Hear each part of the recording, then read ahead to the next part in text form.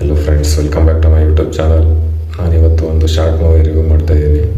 ನನಗೆ ಇನ್ಸ್ಟಾಗ್ರಾಮಲ್ಲಿ 100 ಫಾಲೋವರ್ಸ್ ಇರೋದು, ಆದರೂ ಡೈರೆಕ್ಟರ್ ಶಾರ್ಟ್ ಮೂವಿ ಡೈರೆಕ್ಟರ್ ನನಗೆ ಮೆಸೇಜ್ ಹಾಕಿದ್ರು ರಿವ್ಯೂ ಮಾಡಿ ಅಂತ.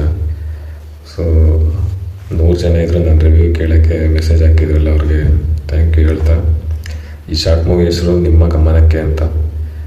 ಇದು ಆನ್ಲೈನ್ ಸ್ಟೋರಿ. ಏನಪ್ಪ ಅಂದರೆ, ಒಬ್ಬರು ಬರ್ತಡೇಗೆ ಸುಮ್ಮನೆ ದುಡ್ಡನ್ನ ಖರ್ಚು ಮಾಡೋದ್ರ ಬದಲು ಮನೆ ಕಷ್ಟ ಎಲ್ಲ ಕಷ್ಟನ ನೋಡ್ಕೊಂಡು ಅದನ್ನ ಅವಾಯ್ಡ್ ಮಾಡಿ ಅಂತ ಒಂದು ಸೊಸೈಟಿ ಮೆಸೇಜ್ ಕೊಟ್ಟಿದ್ದಾರೆ.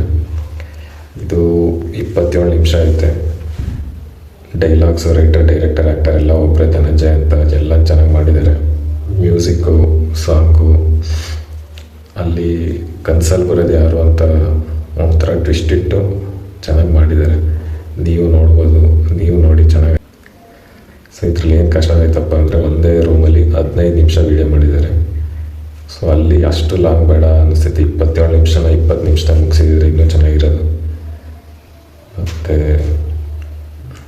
ಈಗಿನ ಕಾಲದ ಸೊಸೈಟಿಗೆ ನೀವು ಮೆಸೇಜ್ ಕೊಡೋದು ಅದು ಯಾರಿಗೂ ಇಷ್ಟ ಆಗೋಲ್ಲ ಶಾರ್ಟ್ ಮೂವಿ. ಸೊ ನೀವು ಮೆಸೇಜ್ ಕೊಡಬೇಕು ಅಂದರೆ ಅದ್ರ ಜೊತೆ ಎಂಟರ್ಟೈನ್ಮೆಂಟ್ ಕೊಟ್ರೇ ಎಲ್ರಿಗೂ ಇಷ್ಟ ಆಗೋದು. ಸೊ ಇದು ಅಷ್ಟು ಎಲ್ಲರಿಗೂ ಇಷ್ಟ ಆಗಲ್ಲ, ಯಾಕೆಂದರೆ ಅಷ್ಟು ಎಂಟರ್ಟೈನ್ಮೆಂಟ್ ಸಿಗೋಲ್ಲ. ಸೊ ನೆಕ್ಸ್ಟ್ ಟೈಮ್ ಇನ್ನೂ ಚೆನ್ನಾಗಿ ಮಾಡಿ ಅಂತ ಹೇಳ್ತಾ, ನೀವೇನೇ ಮೆಸೇಜ್ ಕೊಡೋದಿದ್ರು ಎಂಟರ್ಟೈನ್ಮೆಂಟ್ ಮುಖಾಂತರ ಎಲ್ರಿಗೂ ಇಷ್ಟ ಆಗೋ ಥರ ಕೊಡಿ. ಇಷ್ಟು ಹೇಳ್ತಾ ಈ ವಿಡಿಯೋನ ಮುಗಿಸ್ತಾ ಇದ್ದೀನಿ. Thank you. ಯಾರಾದರೂ ನೋಡಿದರೆ ನೀವು ಕಮೆಂಟ್ ಮಾಡಿ ಶಾರ್ಟ್ ಮೂವಿ ಹೆಸರು ನಿಮ್ಮ ಗಮನಕ್ಕೆ ಅಂತ.